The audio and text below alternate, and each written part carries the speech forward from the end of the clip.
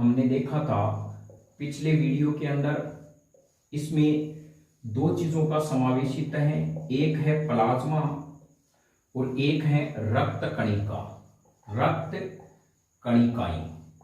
तो कल हमने जो वीडियो के अंदर है, पिछला वीडियो पार्ट फर्स्ट, उसमें प्लाज्मा के बारे में पढ़ चुके हैं। आज हम जो पढ़ेंगे वो पढ़ेंगे रक्त कणिकाओं के बारे में, और जिसमें महत्वपूर्ण बिंदु होगा आरबीसी यानी लाल रक्त कणिकाएं। तो यहां पर जो आज मैटर है वो है रक्त कणिकाएं। कणिकाएं देखिए, रक्त कणिकाएं जो होती है वो कुल रक्त का 50% से यानी 45 से 50% भाग बनाती है। कितना प्रतिशत भाग बनाती है कुल रक्त का? 45 से 50%। ये टोटल जो रक्त है, ब्लड है, उसका भाग बनाती है रक्त कणिकाएं। और रक्त कणिकाएं तीन प्रकार की होती है। एक होती है आरबीसी, एक होती है डब्ल्यूबीसी, और तीसरी होती है उसको प्लेटलेट कहते हैं, प्लेटलेट। तो ये तीन रक्त कणिकाएं हमारे रक्त के अंदर पाई जाती है, red blood corpus, white blood cells और प्लेटलेट। इनको सेल क्यों कहते हैं? क्योंकि इनके अंदर केंद्रक पाया जाता है, यानी वे कोशिकाएं जिनमें केंद्रक होता है वे वास्तविक कोशिका होती है, जिनमें केंद्रक नहीं होता वो वास्तविक कोशिकाएं नहीं होती है। तो यहाँ डब्ल्यूबीसी में केंद्रक होगा तो इन्हें व्हाइट ब्लड कॉर्पस या व्हाइट ब्लड सेल भी कह सकते हैं, लेकिन आरबीसी में सी की जगह हम सेल शब्द का प्रयोग नहीं करेंगे, केवल कणिकाएं यानी कॉर्पस शब्द का प्रयोग ही करेंगे। अब जानेंगे आरबीसी है क्या, इसके बारे में। कल जो हमारा पॉइंट रहेगा वो डब्ल्यूबीसी के बारे में रहेगा, और इस प्रकार फिर बाद में प्लेटलेट और हृदय के बारे में क्रम वाइज पढ़ेंगे। यह लगभग 4 पार्ट्स के अंदर आपका रक्त परिसंचरण तंत्र क्या है, कंप्लीट हो जाएगा। अब समझते हैं आरबीसी। सबसे पहले इसका जो पूरा नाम है वो है लाल रक्त कणिका, रक्त कणिकाएं, लाल रक्त कणिकाएं। तो यह जो लाल रक्त कणिका है, इनका सबसे पहले हम बात करते हैं, इसका जो रंग है वो कैसा होता है। प्यारे बच्चों, जब ये अकेली होती है तब तो ये पीली होती है, लेकिन समूह में यह लाल दिखाई देती है। अर्थात हम कहीं समूह में लाल दिखाई देती है। पहली बात ये, समूह में कैसी दिखाई देती है, लाल क्यों होती है, वो भी अभी हम देखेंगे। दूसरा, इनका जो आकार है वो कैसा होता है, ये गोल होती है प्लस डिस्कनुमा व द्विअवतल होती है। यानी जो आरबीसी है वो इस प्रकार से गोल शेप में होगी, यह द्विअवतल के रूप में होगी। इस प्रकार से क्या होगी, यह आरबीसी हमें नजर आएगी, यानी द्विअवतल। इसके दोनों जो पोर्शन है वो अंदर की तरफ क्या होंगे, धसे हुए रहेंगे। तो यह द्विअवतल शेप में पाई जाती है। तो यह ध्यान रखें, आरबीसी होती है वो प्यारे बच्चों गोल होती है, डिस्कनुमा होती है और द्विअवतल होती है। और इसका जो उपनाम है बहुत बार परीक्षा में पूछा जाता है, उपनाम एरिथ्रोसाइट, इसको कहा जाता है इरिथ्रोसाइट कहा जाता है, एरिथ्रोसाइट इसको कहा जाता है। कई बार एरिथ्रो या इरिथ्रोसाइट भी इसको कहते हैं। डब्ल्यूबीसी को ल्यूकोसाइट कहा जाता है, इसको एरिथ्रोसाइट कहा जाता है। अर्थात हम कह सकते हैं एरिथ्रोसाइट इसको कहते हैं। आरबीसी को यदि परीक्षा में आ जाए, आरबीसी ऑप्शन नहीं होके एरिथ्रोसाइट है, एक ही बात है, क्योंकि आरबीसी का दूसरा नाम है एरिथ्रोसाइट। इसका निर्माण कैसे होता है? निर्माण जो है प्यारे बच्चों वो लाल वयस्क अवस्था, यानी हम कहीं वयस्क अवस्था में लाल अस्थि मज्जा द्वारा माइलोब्लास्ट, यह सब ध्यान रखना, माइलोब्लास्ट कोशिका द्वारा होता है। द्वारा होता है।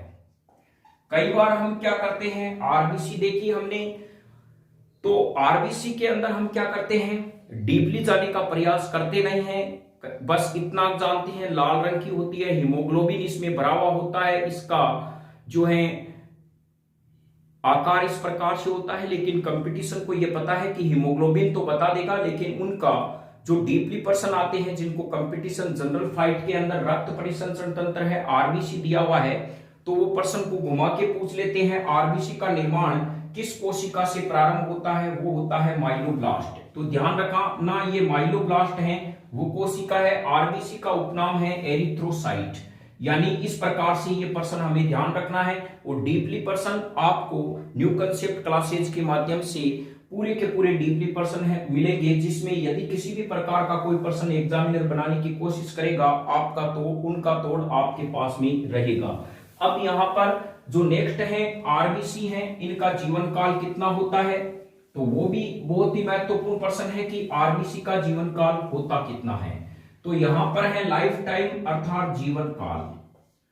जीवन काल प्यारे बच्चों आरबीसी का होता है 50 से 120 दिन, यानी 150 से 120 दिनों का इसका जो है दिन है वो इनका जीवन काल होता है। यह भी आप ध्यान रखें, डब्ल्यूबीसी का बहुत कम होता है जीवन काल, आगे हम उनका भी अध्ययन करेंगे, लेकिन अभी हम कर रहे हैं आरबीसी का। अब क्या है आरबीसी का जो भ्रूणीय अवस्था है, भ्रूणीय अवस्था, यानी भ्रूणीय अवस्था में इसका निर्माण यकृत में होता है। यकृत में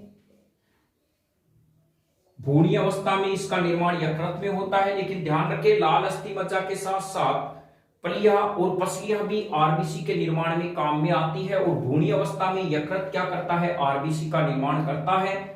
अब नेक्स्ट हमारे जो पास में पॉइंट हैं वो है कि आरबीसी का आखिर किस प्रकार से निर्माण होता है, क्या होता है, ये बहुत ही घटनाक्रम है।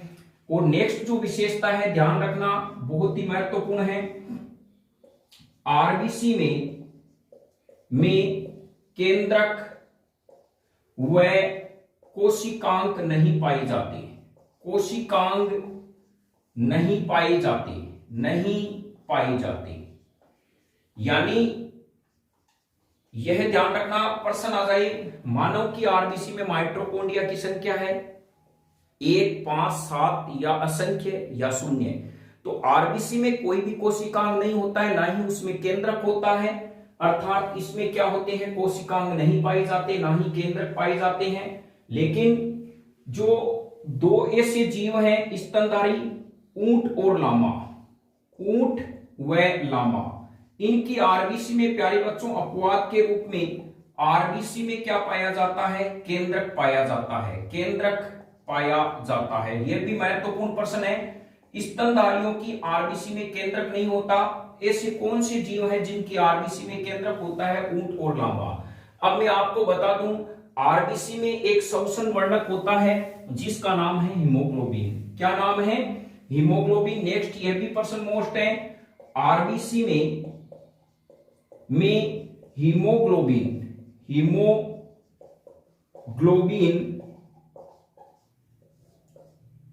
श्वसन वर्णक पाया जाता है, वर्णक पाया जाता है, यानी यह हीमोग्लोबिन श्वसन वर्णक होता है। तो अब आप खुद सोचिए, जब आपके पास आरबीसी कितनी है, इसमें यदि केंद्रक पाया जाएगा तो हीमोग्लोबिन कम मात्रा में आएगा, इसीलिए प्रकृति का यह अच्छा वरदान है कि इसमें केंद्रक नहीं होने से हीमोग्लोबिन अधिक मात्रा में पाया जाता है। बस ये इसका साइंटिफिक क्या है, रीजन है। तो आप यहां पर समझ गए होंगे जो आरबीसी है उसमें केंद्रक नहीं होता है।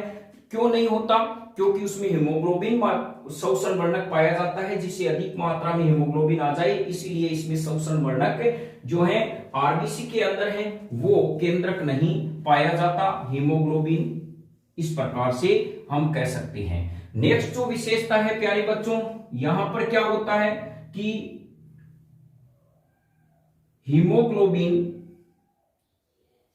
हीमोग्लोबिन का यकृत में टूटने पर बिलीरुबिन बिलिरुबिन यह पीला होता है, वह बिलीवर्डिन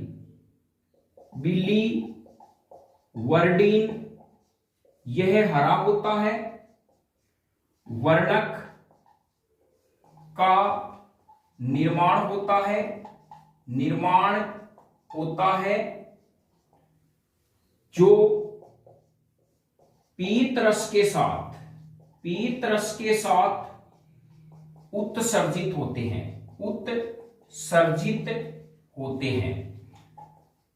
यानी जब मर्द आरबीसी है, कोई आरबीसी जब मर जाती है तो उसमें जो हीमोग्लोबिन है वो जब टूटेगा प्यारे बच्चों तो दो वर्णकों में टूटेगा, बिलिरुबिन और बिलीवर्डिन। ध्यान रखें, बिलिरुबिन अधिक मात्रा में होने से पीला होता है, उस व्यक्ति को पीलिया हो जाता है, और बिलीवर्डिन ये दो हरे ये वर्णकों में टूटता है और ये वर्णक पीत रस के साथ क्या हो जाते हैं, उत्सर्जित हो जाते हैं। नेक्स्ट यदि हम बात करें तो आरबीसी है,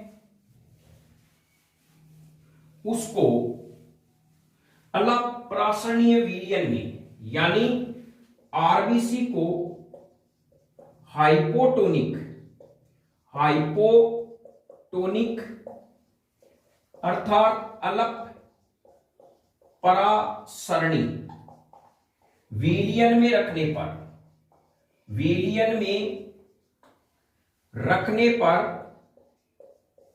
फूल जाती है, जिसे हीमोलाइसिस कहते हैं।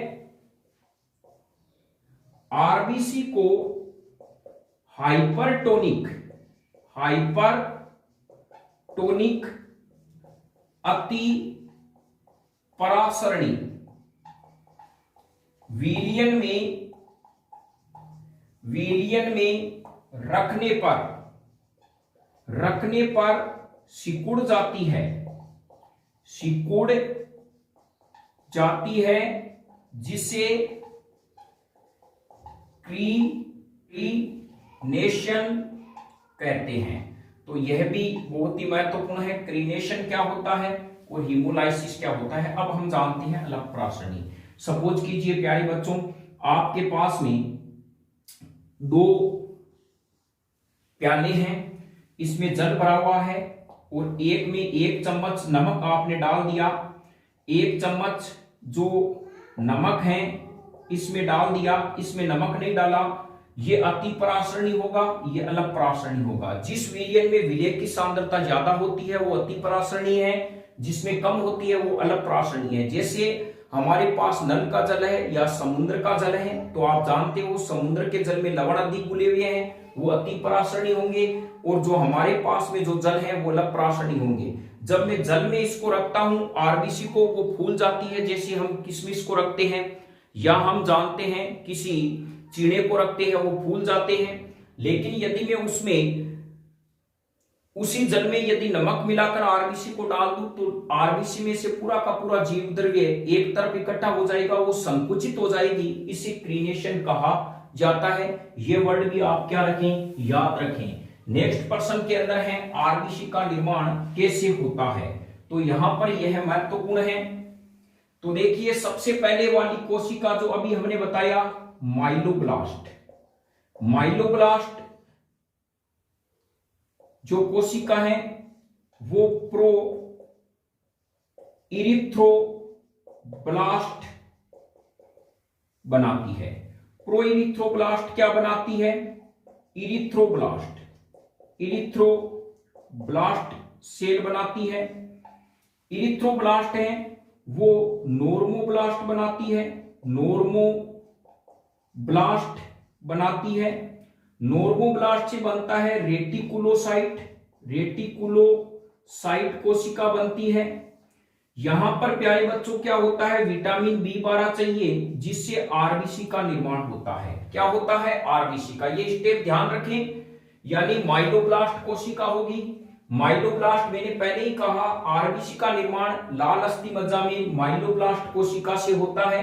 माइलोब्लास्ट प्रो इरिथ्रोब्लास्ट बनाती है। प्रो इरिथ्रोब्लास्ट से इरिथ्रोब्लास्ट बनता है, और इरिथ्रोब्लास्ट से और आरबीसी को इरिथ्रोसाइट भी कहा जाता है। और फिर नॉर्मोब्लास्ट बनता है, रेटिकुलोसाइट बनता है, और रेटिकुलोसाइट से यहां पर विटामिन बी12 की आवश्यकता होती है और आरबीसी बनता है। ये कई बार कंपटीशन सेकंड ग्रेड में भी प्रश्न आया है, फर्स्ट ग्रेड में भी आया है। आरबीसी के निर्माण की किस अवस्था में विटामिन बी12 की आवश्यकता होती है, तो आंसर होगा रेटिकुलोसाइट से आरबीसी। ध्यान रखें, यहां तक जो आरबीसी होती है वो केंद्रक रहित होती है, केंद्रक युक्त होती है। कैसी होती है? केंद्रक युक्त। जैसे ही यहां पर आरबीसी बनेगी वो हो जाती है केंद्रक रहित हो जाती है, यानी इसमें केंद्रक नहीं पाया जाता। यहां से यहां तक केंद्रक युक्त होती है। प्रश्न ये भी आ जाए आरबीसी के निर्माण की किस अवस्था में आरबीसी केंद्रक रहित रहती है या केंद्रक युक्त होती है, तो तमाम ये प्रश्न शेष आ जाए तो हम कहेंगे ये प्रश्न इस प्रकार से भी आ सकता है। आरबीसी के निर्माण का चरण है, तो यह आपको पूरा का पूरा क्रमबंध याद रखना है। माइलोब्लास्ट, प्रोइरिथ्रोब्लास्ट, एरिथ्रोब्लास्ट, नॉर्मोब्लास्ट, रेटिकुलोसाइट और विटामिन बी12 जिसे साइनोकोबालामिन कहा जाता है। इसमें कोबाल्ट धातु होती है और यह रक्त के निर्माण में काम आता है। ध्यान रखें, folic acid, iron, vitamin B12 ये ऐसे हैं जो रक्त के निर्माण में काम आते हैं। यानी विटामिन बी12 साइनोकोबालामिन होता है, फोलिक एसिड होता है, वो रक्त के निर्माण में काम आता है। इसीलिए हमारे राजकीय जो विद्यालय होते हैं उसमें आयरन की और फोलिक एसिड की गोलियां यहाँ जो हैं बच्चों को दी जाती है, जिससे आयरन की कमी को पूरा किया जाए। इसलिए जो राजस्थान सरकार है उसको बार बार धन्यवाद। तो इस प्रकार आप इन पर में चलते हैं। हीमोग्लोबिन, प्यारे बच्चों क्या होता है हीमोग्लोबिन का? मैं संकेत लिखता हूं, ये हीमोग्लोबिन, ग्लोबिन। ध्यान रखें, दो प्रकार के होते हैं, एक मेल होता है, एक फीमेल होता है। इसमें जो हीमोग्लोबिन है वो 14 से 15 ग्राम प्रति 100 ml होगा। कितना होगा? 100 ml। रिपोर्ट में भी आप देख सकते हैं। यहां पर जो 10 से 12 ग्राम जो है वो प्रति 100 ml होना चाहिए। बस यह आपका कंसेप्ट तैयार होना चाहिए। हीमोग्लोबिन में 4 यूनिट्स होती है, हीम और प्लस ग्लोबिन। हीमोग्लोबिन में जो तत्व पाया जाता है वो Fe2+ आयन होता है। इसी के कारण आरबीसी लाल रंग की होती है। प्रश्न आ जाए आरबीसी लाल क्यों होती है? आरबीसी में हीमोग्लोबिन वर्णक पाया जाता है, इस कारण ये लाल रंग की होती है। हीमोग्लोबिन में कौन सा तत्व होता है? Fe2+ होता है, यानी फेरस आयन होता है। इसका नाम होता है प्यारे बच्चों फेरस। कभी डीपली प्रश्न पूछ ले, इसको फेरस कहते हैं। कल हम चलेंगे पढ़ेंगे WBC के बारे में। तब तक धन्यवाद। पढ़ते रहें, न्यू कंसेप्ट क्लासेज के वीडियो इसी प्रकार देखते रहें और डीपली अपने कंसेप्ट तैयार करते रहें।